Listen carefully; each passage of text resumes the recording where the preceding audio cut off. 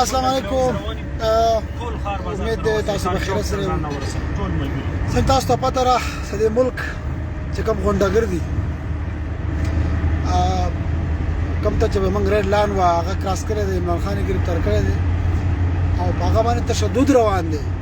رینجر گرفتار کړی دی. رینجر هغه خلک چې دا غینه زموږ تمه چې هغه دا کول دي، هغه دا کول دي. نن هغه عمران خان بلا وجه اسلام آباد نه گرفتار کړی دی، په هغه باندې تشدد روان دی او دا زموږ د پاره د ملک د پاره دوه لارې دي، یا به د پاکستان چلیږي یا به د غونډګر چلیږي. نو که تاسو خپل سر خیر غواړئ، خپل مستقبل غواړئ، خپل پاکستان غواړئ، مهرباني وکړئ په هر ښار کې پښتنو په هر ښار کې چېرته زموږ اواز اورئ، په خپلو علاقو کې راوځئ، په خپلو ښارونو کې راوځئ، په خپلو بازارونو کې راوځئ، مارکیټونو کې راوځئ، سړکونو ته راوځئ، ودرېږئ. دغه یو لیډر د یو لیډر رینجر په بدماشي گرفتار کړی دی، وهلی دی، په تشدد یې پکړی دی، بغیر څه وجه نیولی گرفتار کړی دی. ټول راوځئ. زه خو وایم چې یو پښتانه د ټول د اسلام آباد په طرف باندې مارچ کوو، د دې نه غیر زموږ بله هېڅ لار نشته دی. دا خلک دا بدماشي ده، دا غونډګر خلک دي، دا د ملک خپل راج ګڼي. راج 70 کاله دا ملک ارغمال کړی، دا ملک د دې د پلار ملک دی، د دې د نیکه ملک دی چې دوی څه غواړي هغسې به کېږي. زه په خپله ښار چوک ته روان یم، هر باجوړ ته مې خواست دی، د باجوړ هر بچي ته د ښار چوک ته راوځي، د ښار موږ سره خلک هم تعاون وکړي، زموږ سره د مارکیټ والا هم تعاون وکړي، زموږ سره د مسافرونو هم تعاون وکړي او راوځي ښار بازار ته.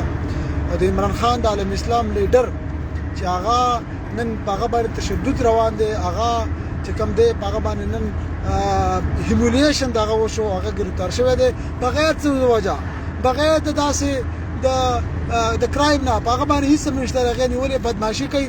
یا خو به دا ملک که تاسو وایئ چې دې بدماشانو ته واله کړو او موږ د دې ملک نه کډې وکړو، هغه هم یو خبره که نه و چې دا ملک زموږ ملک دی، دا زموږ د پلار او د نیکونو ملک دی، دلته به موږ اوسېږو، موږ ته به سهولیات دي، موږ ته به زموږ به دلته په دې ملک کې به قانون وي، د قانون حکمراني به وي. نو بیا راوځئ وروره، بیا ټول راوځئ، ټول تحریک انصاف د باجوړ لیډرشپ خو د خپل خلک ټول راوباسي.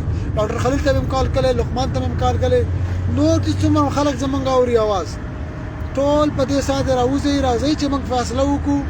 باجوړ د عمران خان سره ولاړ دی چې اوس دا وخت دی که اوس راونوتو نو بیا کښېنئ وروره، بیا کور کې کښېنئ.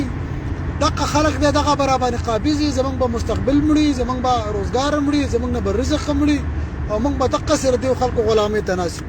نو که په چا کې لږ همت وي په دې ملک او په دې خاوره خفه کېږي نو راوځي، په خپلو علاقو کې راوځي. که څوک چرته هم زموږ اواز اوري، که څوک په پښتونخوا کې په هر ګوټ کې زموږ اواز اوري، په خپلو ښارونو کې راوځي. عمران خان باندې تشدد روان دی، تشدد. هغه گرفتار شوی دی، په هغه باندې تشدد روان دی اوس بلا څه وجه، بلا څه عذره. نو ریکویسټ ته کوم چې ټول تاسو د ښار چوک ته راوځئ، راځئ چې فیصله وکړو چې مخکې زموږ کوم طرف ته تګ دی. دا پیغام هر باجوړي ته ورسوئ، هر پښتون ته ورسوئ، د پښتونخوا هر چې کوم دی هغه لیډر ته ورسوئ چې وروره راوځئ، دا وخت دی. که اوس راونوتو نو بیا موږ لاس ته بنګړي واچو، ګونګان به ایستو، بیا زموږ هېڅ د راوتو نه مقصد شته، نه زموږ فایده شته. ټول باجوړ ته مې خواست چې ښار چوک ته راوځئ.